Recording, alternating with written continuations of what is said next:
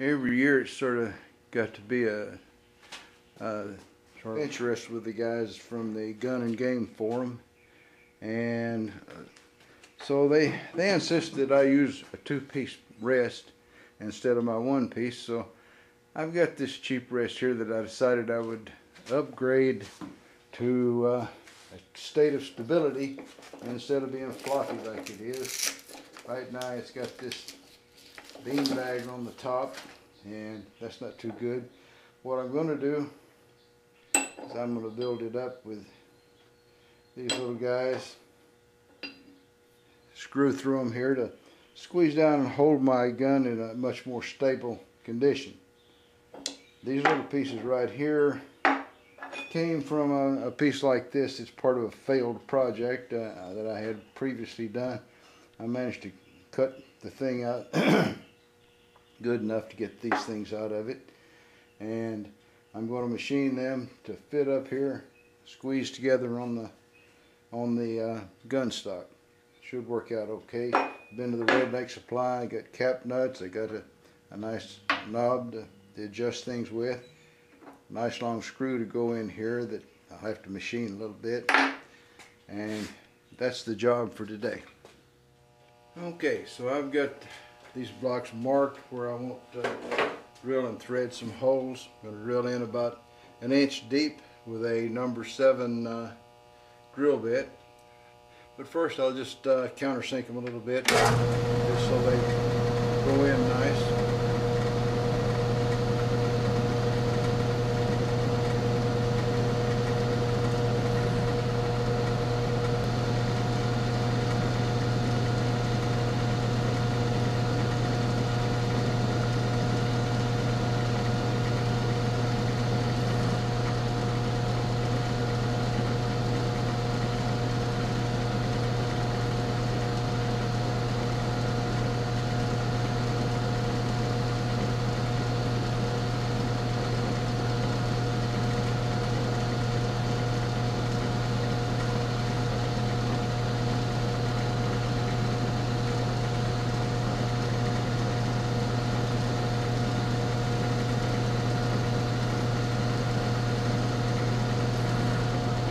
Move down and fix the last one.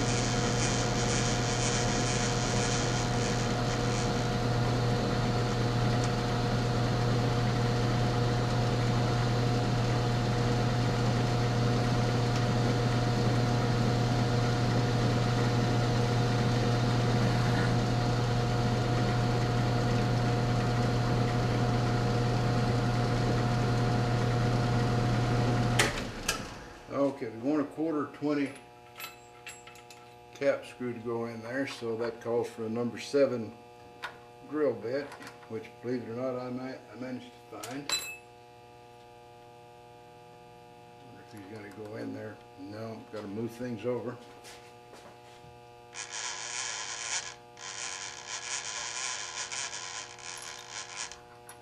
There we go. I didn't use any special fancy techniques on this, like an edge finder or anything. I just marked it off and there we go. And set it with to the center punch marks, and that should make it all pretty well line up.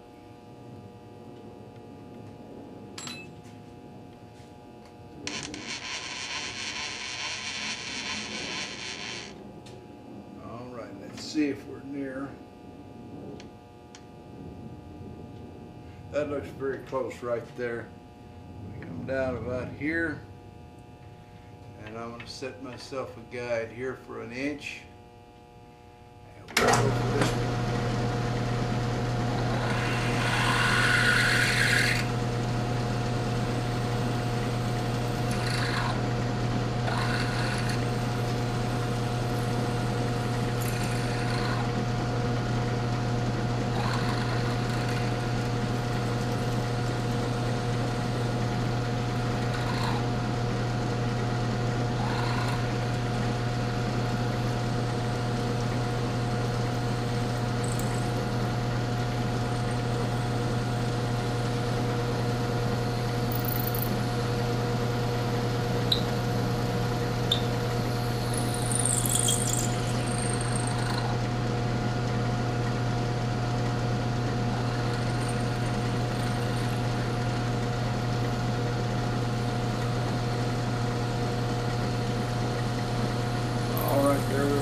inch. Now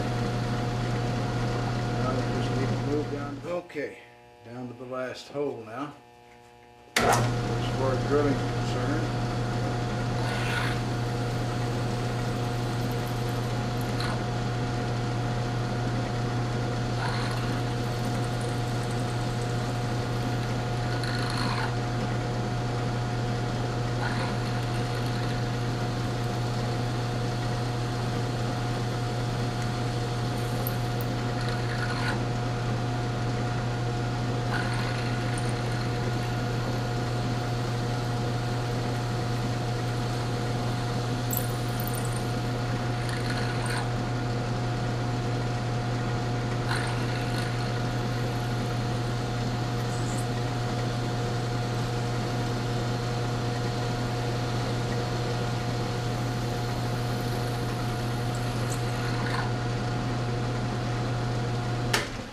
Okay, that does the hole drilling. Now we're ready to tap the threads in there. I'll probably start them here by hand, but I'll just mill to line them up so I got good straight threads. There we go. Let's find our 1/4 tap right here.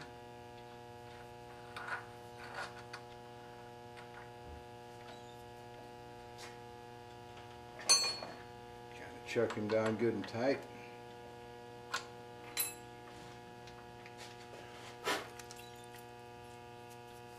Make sure we're lined up in the same spot we were at a minute ago. Don't have a DRO, so I have to count the thousandths of an inch on the dial over here on the hand wheel, and that's not always just quite as perfect as I would like for it to be, but it seems to work. All right, lift up the hood on this thing, and I'll just turn the belt and see if that will do the job for me.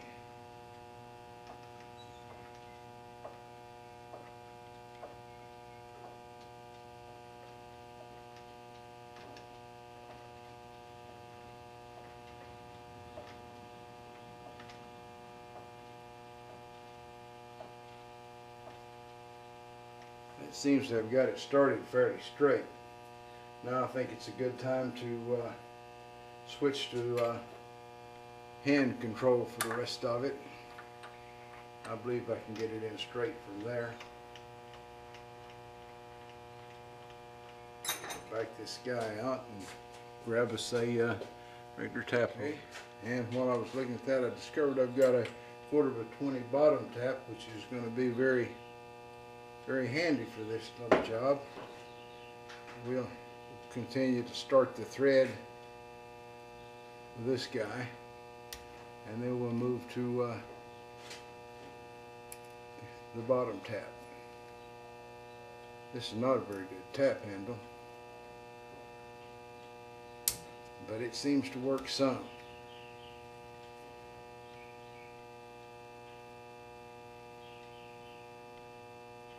I'm not sure where I got this or why I'm keeping it, considering how loose it fits the tap. But I guess one in the hand is better than two in the bush. I don't know.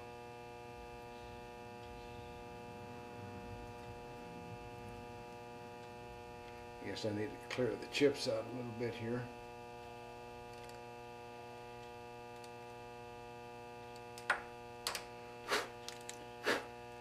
Haven't got my air hooked up yet, so we'll just roll it out like that. Maybe a little more lubricant. Sure we can make the inch depth of the hole with this one. At least I hope so.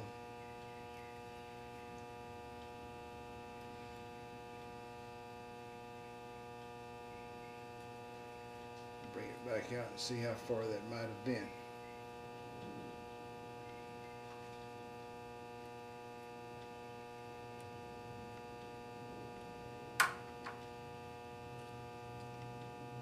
That's very near to an inch, so that's where we're going to stop on that one. And we'll move to the next hole.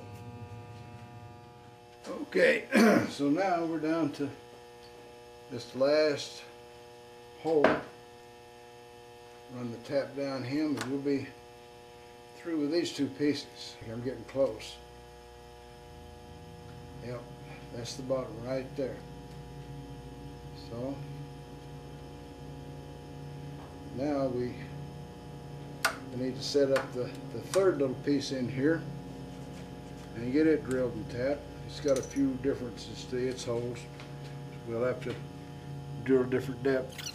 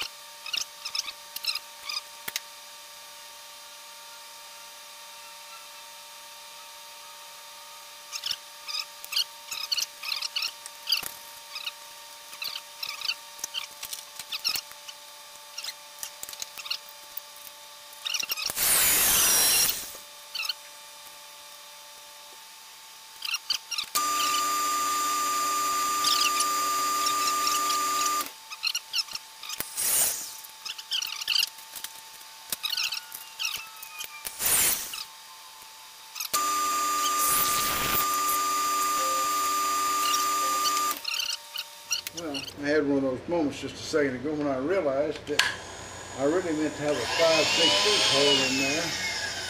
So we're going to have to drill it just a little bit larger. I don't know what caused me to think it was going to be a quarter. Although I did have a lot of trouble finding the materials at Redneck Supply. It seems like not only are they out of duct tape, they're not really loaded with the right materials that have already got a nut on them, a little plastic knob. So I guess that looks really close to the right size. Like it's in the middle, so let's give it a shot. That should do the job right there. This time it ought to be large enough. Okay, now then one more hole to drill on the little silver blocks. This one will go all the way through so I can tap it for the 5/16, 18. That'll be the rod that pushes the centerpiece over to get a good grip on my gun stock. So here we go, all the way through.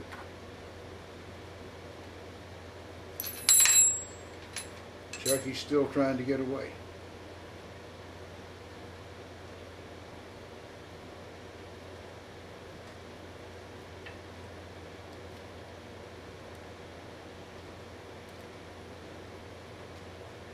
All right.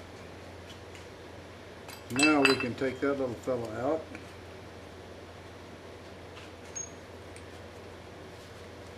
And move the green pedestal in.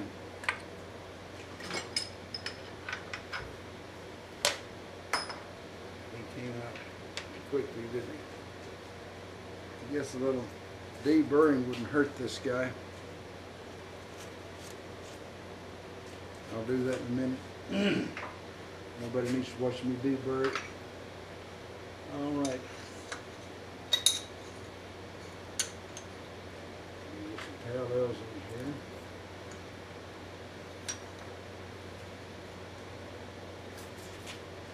here. And crank this open enough for this thing to fit in. Might take a little bit.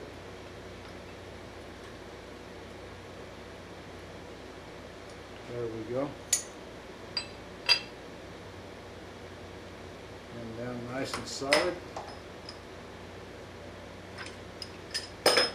pull my parallels out. I've got a bad habit of drilling holes and such with the parallels in there, and it's really not a good thing to do. Alright, now I think I need to make sure that I get a 1/4 inch drill bit. We've got a 1/4 inch drill bit. I'll try to get him centered on this thing. I know it would be easier if I use better methods such as finding the edge and then coming over so many thousandths. Well, it would make my video longer, and I'm not really looking for that, so alright, that should be, as near as I can tell, really right on my center punch mark.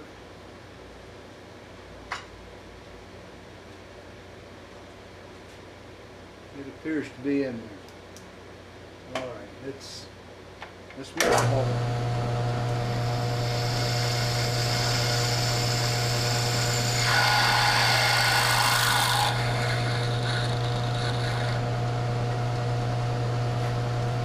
And we're going to move straight over so we're perfectly in a straight line and make the next hole.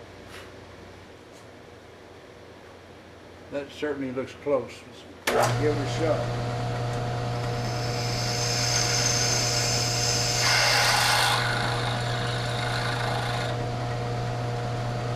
And that should take care of the hole drilling. Now I'll have to change the setup, put an end mill in here. I'll do that while off camera. Okay, while off camera I put in the collet for the end mill, and I put old Chucky in here where maybe he won't get lost. I don't know. He probably will, but maybe not. And I cleaned some of the chips up, and I did a little test fit on these pieces, and they were a little bit tight, so I went back and drilled a 5/16 hole instead of a 1/4, which should take care of everything great. And I remembered that I have 4 flute end mills, so I can't just plunge through that slot there. I need to drill a hole, so I drilled a hole to start my end mill.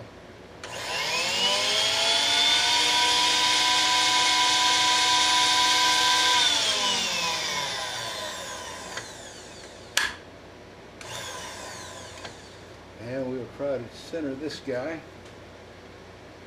Centering the stuff by eye is definitely not the professional machinist way of doing anything. A real machinist would have found the edge, and he'd have calculated everything from there every time. So that's one of the hazards of watching a redneck do this sort of thing, because it's not going to be really perfectly right. But if I was working on something with a lot of close tolerances, moving parts and such, then I'd find the edge and everything would be to the, right down to the nearest thousandth or two. Alright, let's go ahead and make our slot.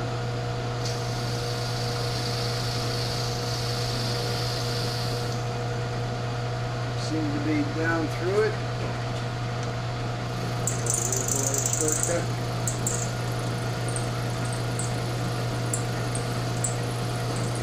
Just going to be about a 1 inch long slot. I'm not really even measuring it a lot because everything's going to be so close here that it's not going to require a lot of movement. I figure about an inch should make everything lovely.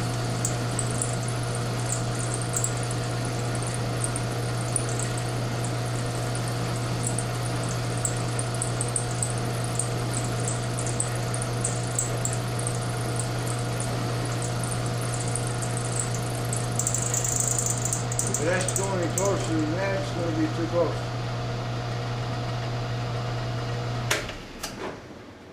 That should finish off that particular part of the job.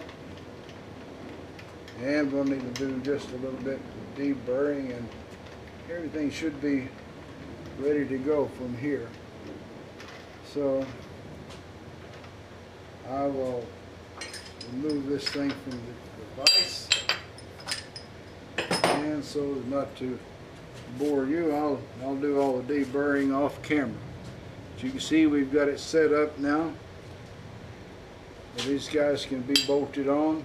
This is the one that's going to slide back and forth here to tighten down on the gun stock. Okay, off camera, I fitted up these pieces, and this piece right here, going in here, I'm going to have to take it on the lathe and cut it off so that I can put this little handle on there. I'll put this handle on with Loctite, and it should stay quite well. This other end that goes inside this block, I've got to cut a little groove in it. Got to take this little guy and cut the end of him down smaller so that he'll go in the little groove here and hold this block tight for me. It's probably unnecessary. I've seen this sort of thing where they didn't take that much trouble, but that's what I'm going to do. I would have to say that everything fits here, but some things are a little bit tight. And that's because I used a carpenter's square and eyeball to make things fit. If you really want to do a good precision job, you really need to get over here and find the edge and calculate each exact hole and be sure that it's really where it ought to be. And when you've got it down to the thousandth of an inch or two, then you're going to have a really good project. I mean, there's nothing wrong with this, but there is a couple little tight fits here and there because of my eyeball not being as good as it ought to be. So anyway, now the next step is to take this piece right here, and I may have to take this little screw, it's a stove bolt is what it is, and run it through a die, because it seems to, when I screw it in here, it's got tight spots and loose spots, and that tells me that it was probably made by some Chinese redneck, my equivalent in the other side of the world, and he probably was doing it with a tri-square and an eyeball himself. So I'm going to get this set up off camera. And so the answer to that question was no, it wasn't really on center. I had the blade sticking out too far because I was cutting something off that was really thick the other day. And it's too thin a cutoff tool anyway to stick out that far. When I moved it back in, well, of course it went below the normal center. All right, let's try again.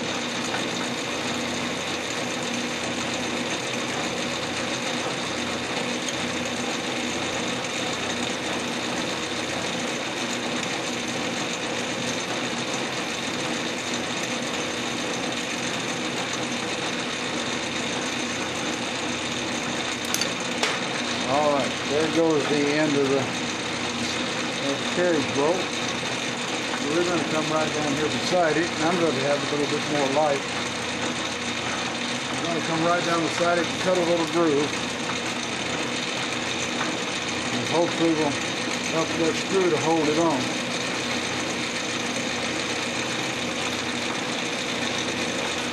And I'm going to sort of wall the groove around just a tiny bit.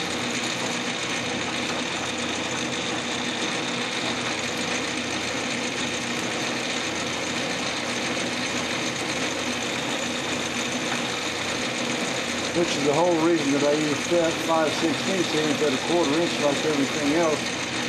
I wanted to have a little something that I could cut loose here and make a groove.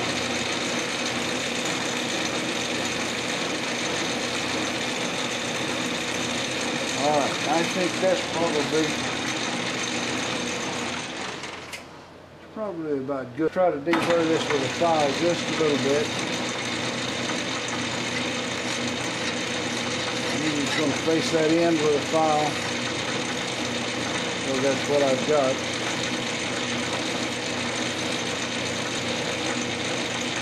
And we'll kind of slick up this groove a little bit.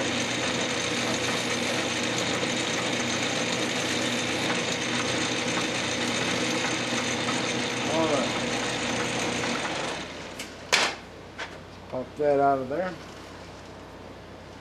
Kind of glad that the nuts held it fairly straight, so I didn't have to go to the 4-jar chuck, because I'd have to go and clean it up and pull this one off and everything. So there's the groove right there. Hopefully that'll hold it all together. Now then, I've got to prepare the other little screw for the same kind of an operation. Okay, so it's been overnight. I took this pieces we were working on, and I assembled them by screwing them to the proper places. I put Loctite in the knob, screwed it onto the screw, and assembled everything so that it makes a nice clamp. I was lucky that the better half had some red felt that would just stick on all by itself. So here's our Remington stand, looking a lot better than it did before, and it should be a lot more stable. What we'll do is we will try a rifle on it and see what it looks like. Here's my my favorite rifle right there. Placed it on the wrist. Looks like it fits reasonably good. We're going to walk around here. And the clamp squeeze in on it just right. Doesn't take a lot to get it straight. And there we are. That shouldn't move off target. And it's turned a relatively flimsy gun rest into something that should work really fine once it's on a good solid table. And